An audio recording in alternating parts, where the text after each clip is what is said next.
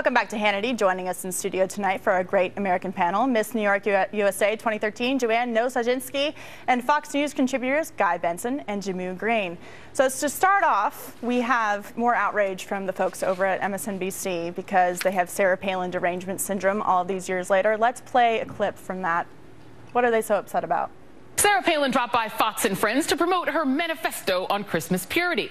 She brought a treat better than Christmas cookies: family photos. As we look at another picture of your family, there they are.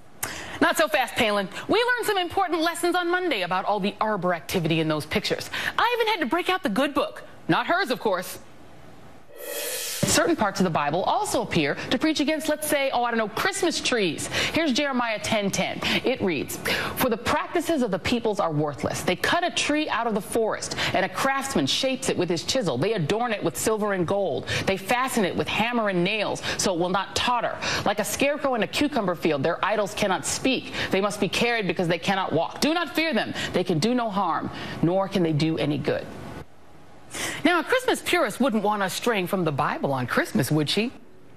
So, Guy, don't you just love it when rabidly anti-Christian people like to lecture us about Christianity and Christmas? I mean, is it anti-Christian now to have a Christmas tree? Really? I want to know what MSNBC would do without Sarah Palin. There would just be hours of dead air time. They can't talk about how great Obamacare is for obvious reasons, so instead, let's make a controversy out of Sarah Palin showing a family photo for 2 seconds of a Christmas tree, citing something about from Jeremiah, which is, if I recall, in the Old Testament, which would be before the birth of Christ, before there even was a Christmas. And that's apparently taken into whatever context she wants, an attack on Sarah Palin's Christianity. I don't understand this impulse sometimes on the left to go after people's faith. Joy Reid did it with Sarah Palin. Harry Reid, no relation, did the same to Mitt Romney, saying that he had sullied Mormonism. What's that about? It's very judgmental, actually. What do you think, Jamu? I thought we were all about tolerance over on that channel we will not speak of. Well, I'm not sure where your sense of humor has gone, because clearly Joy Reid was being facetious. And you just had a segment where Dana talked about how can you have outrage when someone cites scripture, which is exactly what Guy Benson just did.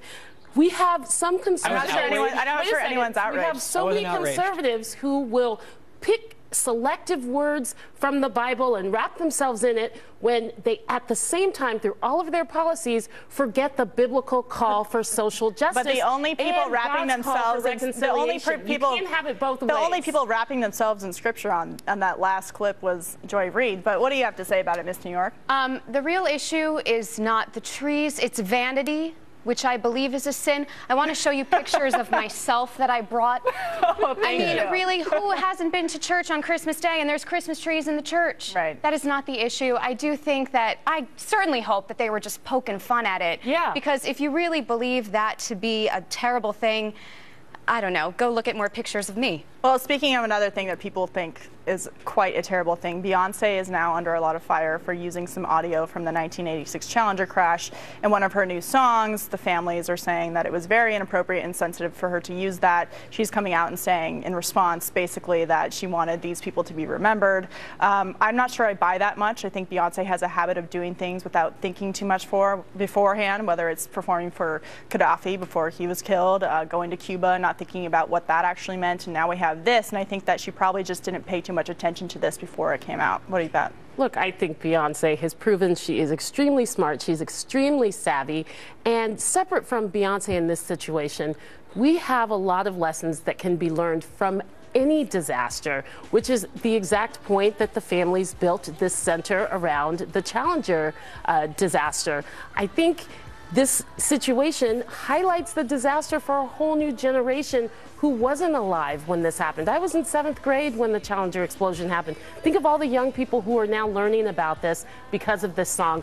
That's kind of, I think, selective outrage that should actually just take a step back and say, maybe this is something that we can use to bring more attention to this disaster and let new generations of people learn about it. But Guy, do you think that it's selective outrage, considering the family members of those who were killed are upset about this? I don't think that's selective outrage. That's the most upsetting part, is that members of these families were hurt by this. And I'm not going to sit here and throw stones at Beyonce for including it in her song. I think if you're going to do that and you're going to come out with with this explanation afterwards saying, oh, this was really a tribute to them, you should make that clear from the beginning and ask permission. It's just an easy, basic thing to do, is to go to the families before you release the song and ask permission and explain why you're planning to do what you do, rather than just release it and then come up with an explanation or an excuse, depending on how you look at it, afterwards. Right. What do you have to say? Artistically, probably really cool. That's why she wanted to do it. However, if it's not a tribute, you just have to be very careful with what you're doing. And I think that really a great thing could have been to then take proceeds from that song and then donate it to that foundation. Great idea. If she really wants to apologize to families. Great idea. Well, we'll be right back. We got to run. We'll be right back.